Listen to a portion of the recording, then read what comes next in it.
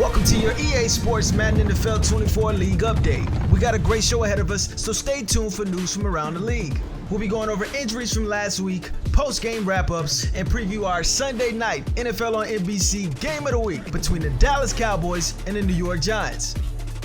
The wait is over, and Week 1 features a storied rivalry between two teams from the NFC East. Dak Prescott and the Dallas Cowboys look to do battle against Daniel Jones and the New York Giants. Which one of these two teams will lead the way in the NFC East? Find out in Week 1, Dallas, New York on Sunday Night Football.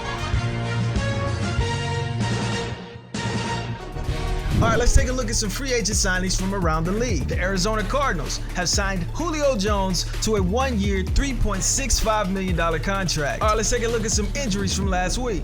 Dallas Cowboys running back Ronald Jones injured his hip last week against the Jaguars. He left the game in the fourth quarter. He's listed as questionable for Week 2.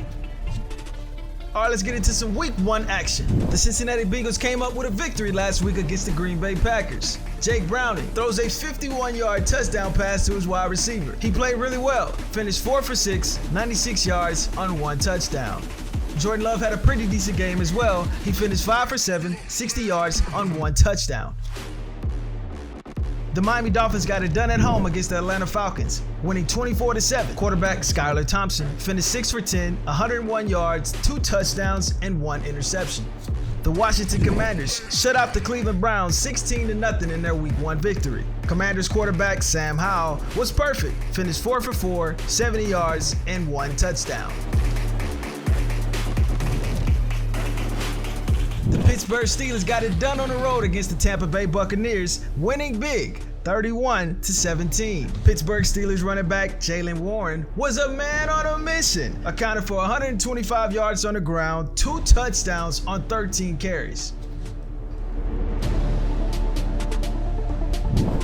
There's been news out of the Dallas Cowboys organization that Trey Lance is their guy. But after their blowout loss against the Jacksonville Jaguars, is he really the answer here in Dallas? Trey Lance was downright horrible. Probably the worst game I've ever seen from a professional quarterback. He finished 10 for 23, 2 touchdowns, and a career high of 8 interceptions.